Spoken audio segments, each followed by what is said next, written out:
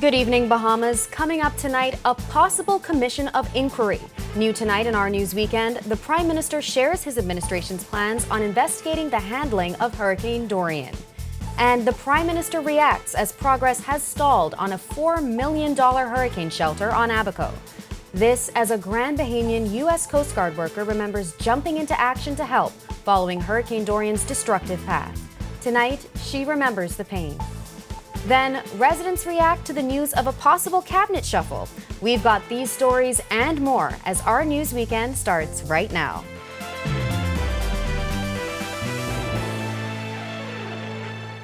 Happy Saturday, I'm Marlena Leonard, and welcome to our News Weekend. Thanks so much for joining us. We begin tonight with a commission of inquiry into the aftermath of Hurricane Dorian, still in the cards according to the Prime Minister. While he was visiting Abaco for the 4th anniversary of Hurricane Dorian Friday, he told reporters about a major issue that stunted progress on the recovery. Our Berthany McDermott was there. 3 years after the PLP first called for an investigation into government efforts in the aftermath of Hurricane Dorian, the Davis administration is now deciding whether a commission of inquiry is still necessary. Prime Minister Philip Davis revealed as much during a press briefing following a service of remembrance for victims of Hurricane Dorian on Friday. We have been having ongoing investigations to determine whether or not it is necessary to have a full-blown inquiry. Back in June 2020, the PLP, which was then in opposition, called on the Minister administration to launch an inquiry into the events surrounding Hurricane Dorian, criticizing their efforts, claiming Cabinet had botched the handling of the storm's aftermath. This as public confusion grew over the total number of people who were missing after the storm.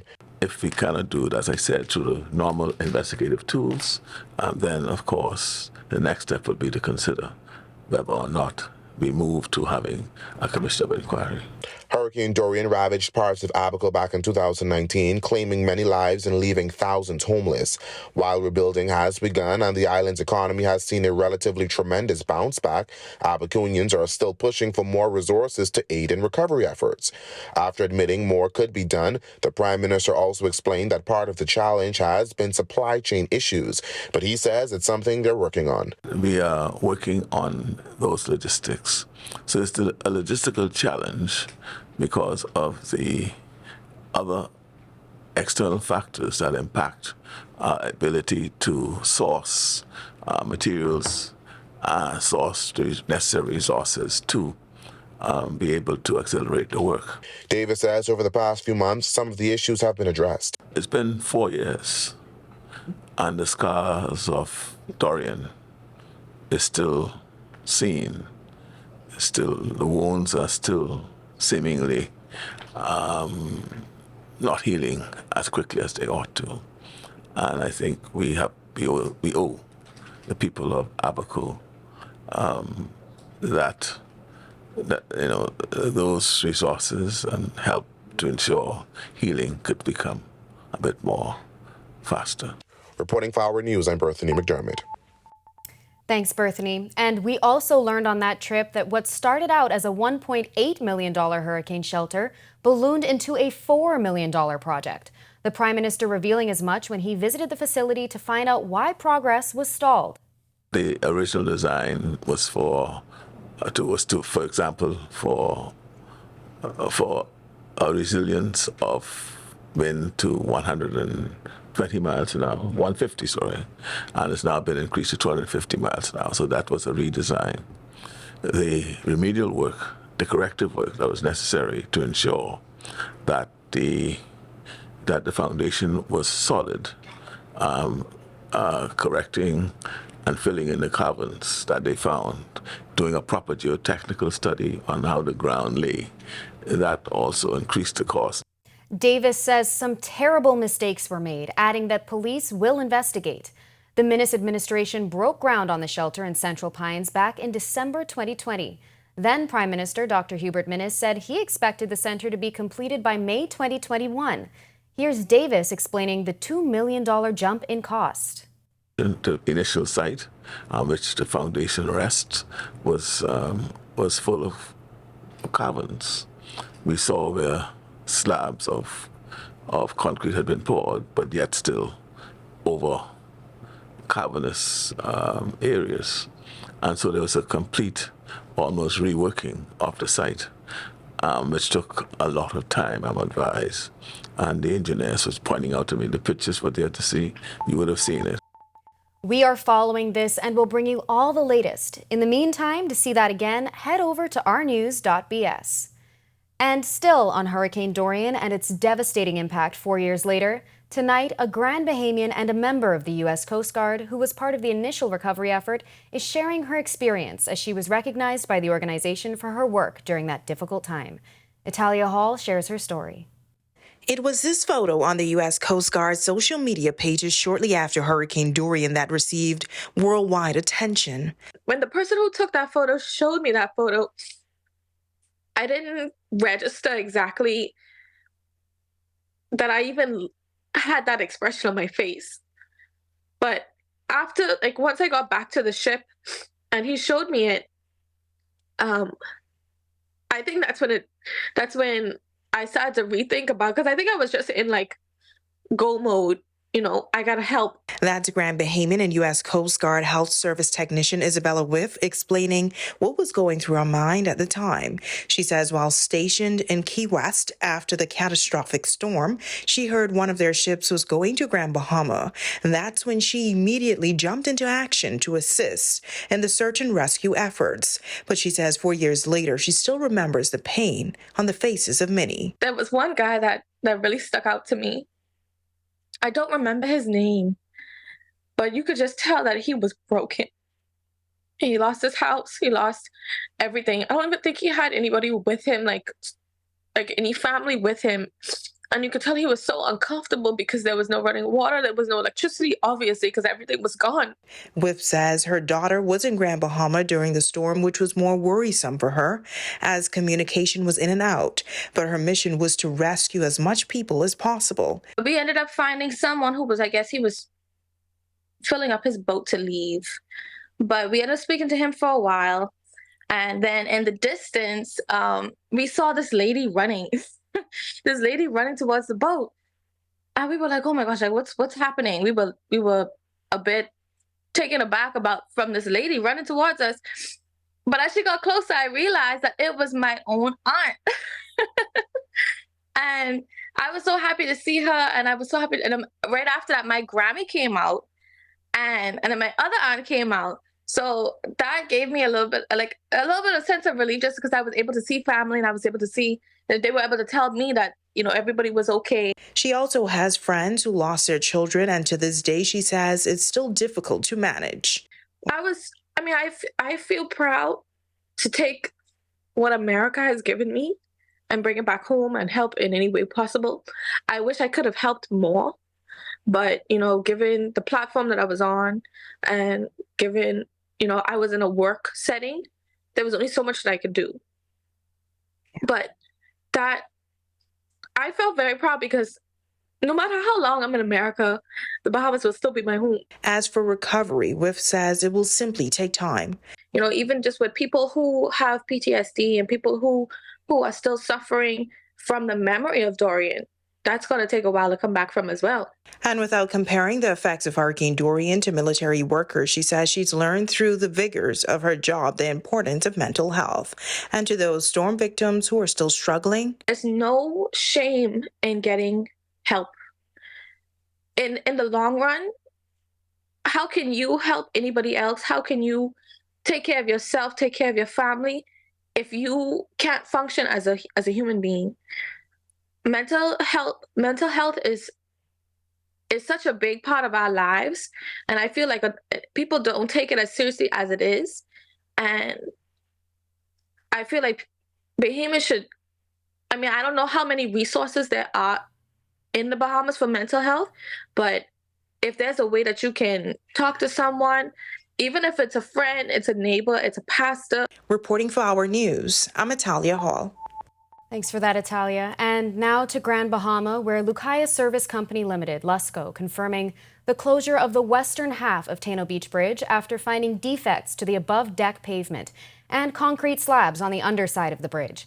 In the interim, officials say the eastern half of the bridge will be converted to a dual carriageway to allow the public to safely traverse while work crews begin the remediation process. They say repairs are expected to commence within 4 to 6 weeks, with the duration to be determined pending the scope of the work. The company is working with Tamarind Development, which shares responsibility for the bridge. But for safety reasons, the boating community traveling from east to west within the canal system is being advised not to use the waterway under the bridge. We are just getting started with our news weekend, but when we come back, residents are reacting to the news of a possible cabinet shuffle. This as the Prime Minister set to make a national address tomorrow. And can you believe it? The first week of school is already finished. We'll tell you about numerous back-to-school efforts, including one in 8 Mile Rock, as Alive partners up to get 1,000 kids ready for school. That's coming up when our News Weekend returns.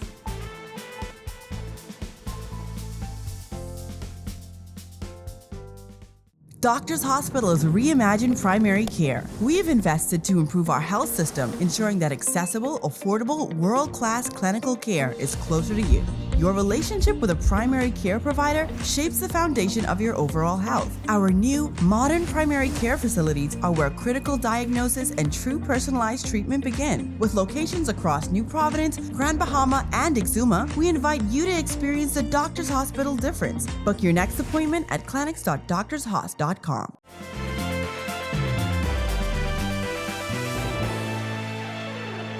Rumors have been swirling about possible changes to cabinet portfolios, but after much speculation, the Prime Minister finally confirmed a cabinet shuffle while in Abaco yesterday. Pressed by reporters about the changes during his visit, Davis was tight-lipped. It is unclear how many ministries will see a shakeup in leadership, but sources close to the matter telling our news the ministries of Agriculture, Immigration, Works, and Housing may top the list. The Prime Minister says the official announcement will come in his national address this Sunday. Ahead of his address, we looked to the streets to find out how residents feel about existing cabinet ministers. These residents saying they're pleased with the current postings. Most are. There are one or two. That doesn't seem to, well, there's some who are doing extra well. And then again, there's some who like it a bit. It don't matter. Whoever they put there, they have confidence in that will motivate us and carry us on further, right? Are there any changes that you personally would be interested in seeing? No, all are doing a good job for me. All are doing a good job. They're doing the best they could. Attorney General Ryan Pinder has outlined the bills that will be moved forward into the new session of Parliament. So we asked residents what they hope to see at the top of the legislative agenda. Not really. Most of the things that they had before the House was prorogued had to do mostly with abortion and the drug bill. I wish they could deal more on the marijuana, get that out of the way. Legalize it. Now, Prime Minister Davis is expected to make his national address on Sunday at 5 p.m. Be sure and stay tuned to the Our News TV network. And now to 164 abuse cases that were reported through the national hotline this year. Earlier this week, a local daily reported that from January to July 2023, 27 cases of neglect, 11 cases of physical abuse, 11 cases of sexual abuse, 4 cases of educational neglect, 6 cases of domestic violence, and 12 cases of suicidal ideation were reported to the national hotline. Minister of State for Social Services and Urban Development, Lisa Raming, calls the news startling. We have an unprecedented amount of women who are suffering abuse, women and children, and it's not reported. And so when you hear a number of that, think of those that are not reported. My heart is filled, and mainly because we know that the unreported ones are mainly because the women depend on the men that they live with for financing and survival. And as a government, we will continue to put forward initiatives to kind of empower women and to give them an economic stance in this country to have a sense of belonging and a self of independence.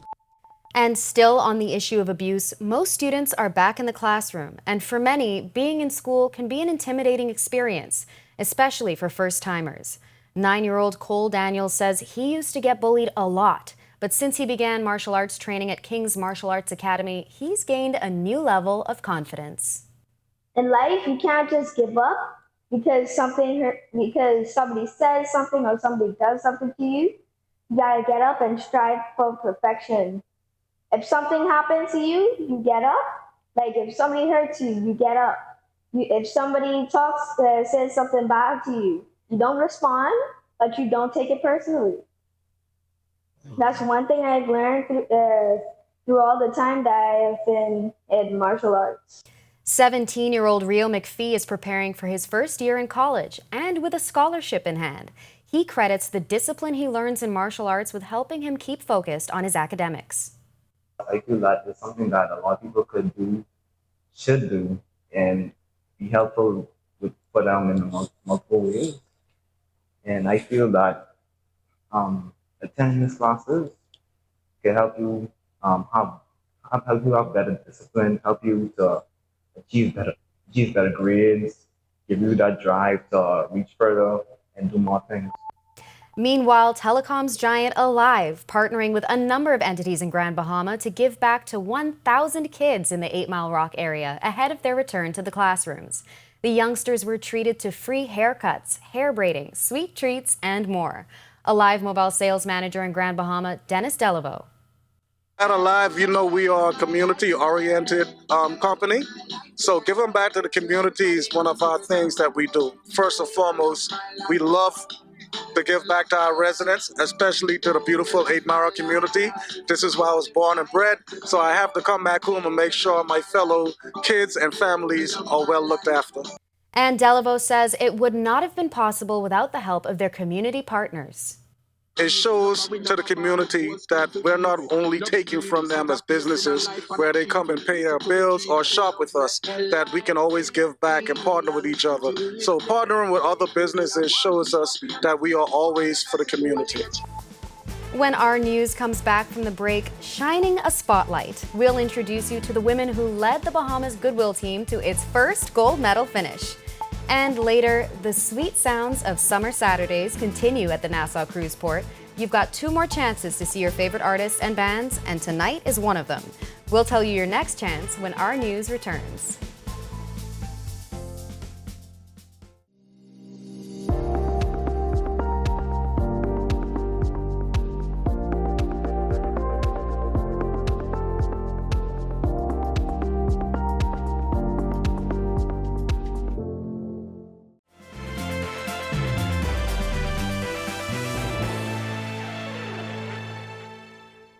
This is our news. Welcome back.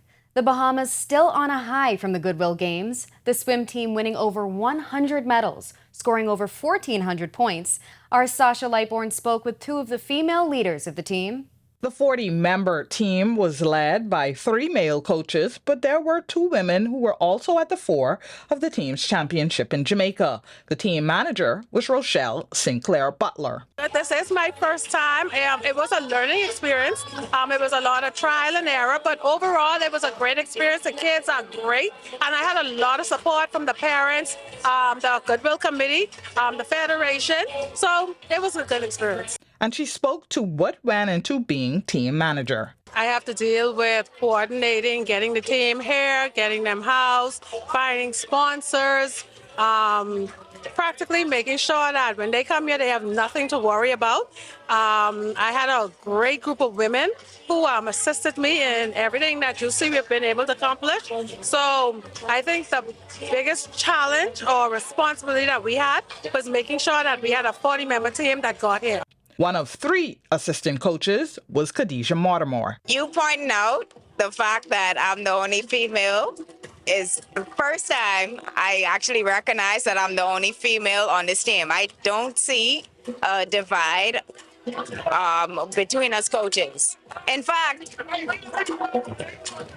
when you came on the bull leg, or for me, it wasn't you couldn't really tell who was the head coach or who was running things. We all play our part and we all have our role to do. So I feel like it's Team Bahamas and genders, it really don't matter. Reporting for our news, I'm Sasha Lightborn. Truly wonderful to see those women in action. We are wishing you all the best. And we continue to shine our spotlight on women who are making things happen. We recently introduced you to Honorary Consul in Jamaica, Alvita Adderley Knight. Knight shared with us her journey to living in Jamaica and taking up the diplomatic post.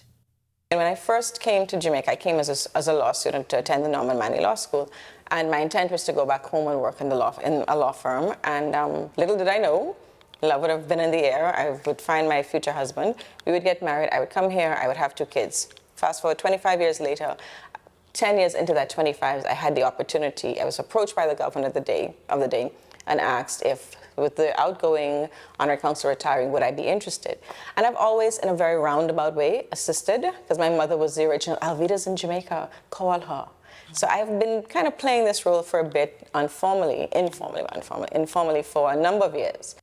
And she says it simply boils down to promoting the Bahamas and the generosity of the Bahamian people.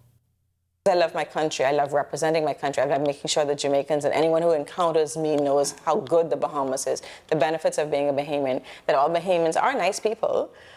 So I don't mind doing it, and I enjoy doing it because I love my country and I love my Bahamians. To see that again and for all of today's top stories, visit ournews.bs.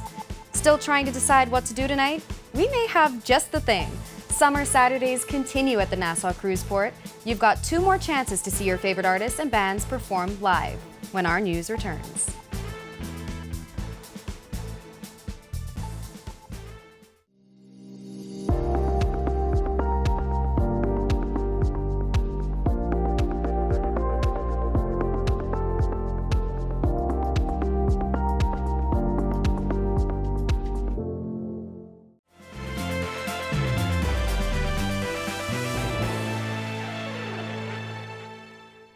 We had some showers this week as Hurricane Idalia made landfall in Florida. Temperatures climbing just a bit this weekend, but I know you're probably wondering, can it get any hotter? Well, here's a look at your 7-day forecast.